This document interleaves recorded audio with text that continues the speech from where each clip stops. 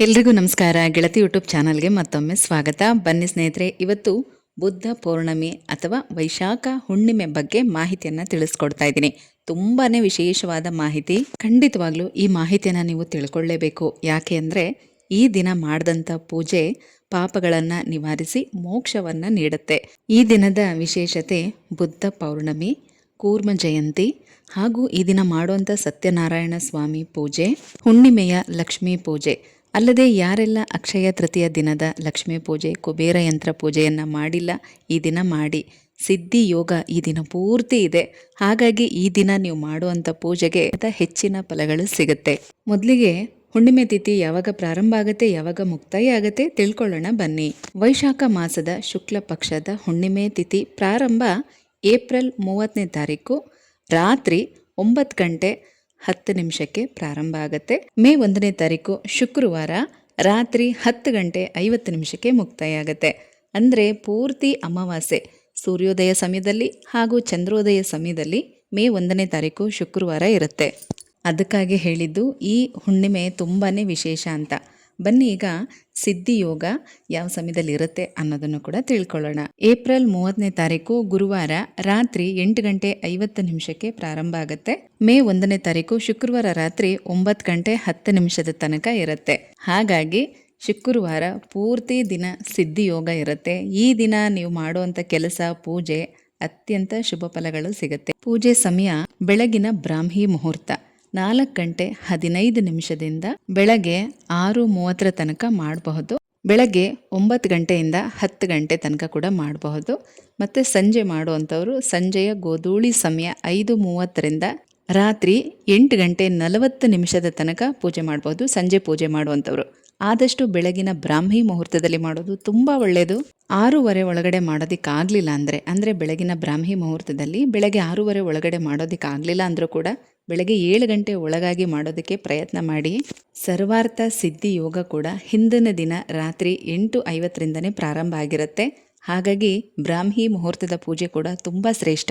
ಇನ್ನು ಮನೆಯಲ್ಲೇ ಸರಳವಾಗಿ ಸತ್ಯನಾರಾಯಣ ಸ್ವಾಮಿ ವ್ರತವನ್ನು ಮಾಡುವಂಥವರು ಕೂಡ ಬೆಳಗಿನ ಬ್ರಾಹ್ಮಿ ಮುಹೂರ್ತದಲ್ಲಿ ಮಾಡಬಹುದು, ಅಥವಾ ಬೆಳಗ್ಗೆ 9 ಗಂಟೆಯಿಂದ ನೀವು ಪೂಜೆನ ಪ್ರಾರಂಭ ಮಾಡಬಹುದು. ಈ ಹುಣ್ಣಿಮೆಯ ವಿಶೇಷ ಅಂದರೆ ಈ ದಿನ ಸಂಜೆ ವಿಷ್ಣುವಿನ ಮಂತ್ರ, ಸ್ತೋತ್ರ, ಸಹಸ್ರನಾಮ ಪಾರಾಯಣ ಮಾಡೋದು ತುಂಬಾ ಒಳ್ಳೆಯದು. ಹಾಗಾಗಿ ನಿಮಗೆ ಬೆಳಗ್ಗೆ ಸತ್ಯನಾರಾಯಣ ಸ್ವಾಮಿ ಪೂಜೆ ಮಾಡೋದಕ್ಕಾಗಲಿಲ್ಲ ಅಂದರೆ ನೀವು ಸಂಜೆ ಕೂಡ ಮಾಡಬಹುದು. ಈ ದಿನ ಸ್ವಾತಿ ನಕ್ಷತ್ರ ಕೂಡ ಇರುತ್ತೆ. ಸ್ವಾತಿ ನಕ್ಷತ್ರ ನರಸಿಂಹಸ್ವಾಮಿಯ ನಕ್ಷತ್ರ. ಹಾಗಾಗಿ ನರಸಿಂಹಸ್ವಾಮಿ ಕೂಡ ವಿಷ್ಣುವಿನ ಅವತಾರನೇ ಆಗಿರೋದ್ರಿಂದ ಈ ದಿನ ವಿಷ್ಣುವಿನ ಆರಾಧನೆ ಮಾಡೋದು ತುಂಬ ಒಳ್ಳೆಯದು. ಈಗ ಎಲ್ಲ ಸಮಯಗಳನ್ನು ತಿಳ್ಕೊಂಡ್ರಿ ಅಲ್ವಾ? ಬನ್ನಿ ಪೂಜೆ ಮಾಡೋ ವಿಧಾನ ಕೂಡ ತುಂಬ ಚಿಕ್ಕದಾಗಿ ನಿಮಗೆ ಹೇಳ್ತೀನಿ. ಈ ದಿನ ನೀವು ಈ ಒಂದು ವಸ್ತುವನ್ನು ನೈವೇದ್ಯಕ್ಕಿಟ್ಟು ಪೂಜೆ ಮಾಡೋದ್ರಿಂದ ನಿಮ್ಮ ಎಲ್ಲ ರೀತಿ ಇಷ್ಟಾರ್ಥಗಳು ಕೂಡ ಈಡೇರುತ್ತೆ. ಈ ದಿನ ಶುಕ್ರವಾರ, ಹಿಂದಿನ ದಿನವೇ ಆದಷ್ಟು ನೀವು ಪೂಜಾ ರೂಮೆಲ್ಲ ಕ್ಲೀನ್ ಮಾಡ್ಕೊಳ್ಳಿ. ಕೆಲವರು ಹುಣ್ಣಿಮೆಗೆ ಕಳಸ ಇಡ್ತೀರಾ, ಕೆಲವರು ಅಮಾವಾಸ್ಯೆಗೆ ಇಡ್ತೀರಾ. ಅದನ್ನು ನೋಡಿಕೊಂಡು ನೀವು ಗುರುವಾರನೇ ಪೂಜಾ ರೂಮೆಲ್ಲ ಕ್ಲೀನ್ ಮಾಡ್ಕೊಳ್ಳಿ. ಈ ದಿನದ ನೈವೇದ್ಯ ಅಂದರೆ ಜೇನುತುಪ್ಪ. ಈ ದಿನ ವಿಷ್ಣುವಿಗೆ ಜೇನುತುಪ್ಪವನ್ನು ನೈವೇದ್ಯಕ್ಕಿಟ್ಟು ಪೂಜೆ ಮಾಡಿ ತುಂಬಾ ಒಳ್ಳೆಯದು. ನಿಮ್ಮ ಎಂಥದ್ದೇ ಕಷ್ಟಕರವಾದಂಥ ಅಥವಾ ನಿಮಗೆ ತುಂಬ ಇಷ್ಟವಾದಂಥ ಬೇಡಿಕೆಗಳೇ ಇದ್ದರೂ ಅದು ಈಡೇರುತ್ತೆ. ಅಲ್ಲದೆ ತುಂಬ ಜನ ಈಗಾಗಲೇ ಪ್ರತಿ ಗುರುವಾರ ಅಥವಾ ಶನಿವಾರ ವಿಷ್ಣು ಸಹಸ್ರನಾಮ ಪಾರಾಯಣ ಮಾಡ್ತಾ ಇರ್ತೀರ. ಇನ್ನು ಶುಕ್ರವಾರ ಬೆಳಗ್ಗೆ ಲಲಿತಾ ಸಹಸ್ರನಾಮ ಪಾರಾಯಣ ಮಾಡ್ತಾ ಇರ್ತೀರ, ಅಥವಾ ಕೆಲವರು ಶುಕ್ರವಾರ ಸಂಜೆ ಲಲಿತಾ ಸಹಸ್ರನಾಮವನ್ನು ಪಾರಾಯಣ ಮಾಡ್ತಾ ಇರ್ತೀರ. ಈ ದಿನ ಸ್ವಲ್ಪ ಬದಲಾವಣೆ ಮಾಡ್ಕೊಳ್ಳಿ. ಬೆಳಗಿನ ಬ್ರಾಹ್ಮಿ ಮುಹೂರ್ತದಲ್ಲಿ ನಿಮ್ಮ ಮನೇಲಿ ಪೂಜೆ ಎಲ್ಲ ಆದಮೇಲೆ ಲಲಿತಾ ಸಹಸ್ರನಾಮವನ್ನು ಈ ದಿನ ಬೆಳಗ್ಗೆನೇ ಪಾರಾಯಣ ಮಾಡಿಬಿಡಿ. ಈ ದಿನ ಸಂಜೆ ತಪ್ಪದೆ ವಿಷ್ಣು ಸಹಸ್ರನಾಮವನ್ನು ಪಾರಾಯಣ ಮಾಡಿ. ತುಂಬ ಒಳ್ಳೆಯದು. ಓದೋಕೆ ಬರಲ್ಲ ಅಂತ ಅನ್ನೋರು ಕೇಳಬಹುದು. ಸ್ವಲ್ಪ ಜೋರಾಗಿ ಸೌಂಡನ್ನು ಕೊಟ್ಟು ಕೇಳಿ. ಮನೆಯ ಮೂಲೆ ಮೂಲೆಗೂ ಇದರ ವೈಬ್ರೇಷನ್ ತಲುಪಬೇಕು. ತುಂಬಾ ಒಳ್ಳೆಯದು. ವೈಶಾಖ ಪೌರ್ಣಮಿ ಅತ್ಯಂತ ಪವಿತ್ರ ಮತ್ತು ಮಹತ್ವಪೂರ್ಣವಾದ ದಿನಗಳಲ್ಲಿ ಒಂದು. ಈ ದಿನ ಮಾಡುವಂಥ ದಾನ, ಧರ್ಮ ಮತ್ತು ಪುಣ್ಯ ಕಾರ್ಯಗಳಿಗೆ ಅನಂತ ಫಲಗಳು ಸಿಗುತ್ತೆ. ವೈಶಾಖ ಮಾಸದಲ್ಲಿ ವಿಷ್ಣುವಿನ ಪೂಜೆ, ಸತ್ಯನಾರಾಯಣ ಸ್ವಾಮಿ ವ್ರತವನ್ನು ಆಚರಣೆ ಮಾಡೋದು ತುಂಬಾ ಶುಭಕರ. ಈ ದಿನದಂದು ಮಾಡಿದಂಥ ಪೂಜೆ ಆ ವ್ಯಕ್ತಿಯ ಜನ್ಮ ಜನ್ಮಾಂತರದ ಪಾಪಗಳನ್ನು ನಿವಾರಿಸಿ ಮೋಕ್ಷವನ್ನು ನೀಡುತ್ತೆ ಅನ್ನೋಂಥ ನಂಬಿಕೆ ಇದೆ. ಅಲ್ಲದೆ ನೀವು ಯಾವುದಾದ್ರೂ ಪೂಜೆ, ವ್ರತ ಮಾಡಬೇಕು ಅಂತ ಇದ್ದರೆ ಈ ದಿನ ಪ್ರಾರಂಭ ಮಾಡ್ಬೋದು. ತುಂಬ ಒಳ್ಳೆಯದು. ಯಾಕಂದರೆ ಈ ದಿನ ಆಧ್ಯಾತ್ಮಿಕವಾಗಿ ನಿಮ್ಮನ್ನು ತೊಡಗಿಸ್ಕೊಳ್ಳೋದು ಕೂಡ ತುಂಬ ಒಳ್ಳೆಯದು. ಯಾಕೆ ಅಂದರೆ ಈ ದಿನ ಬುದ್ಧನಿಗೆ ಜ್ಞಾನೋದಯವಾದಂಥ ದಿನ.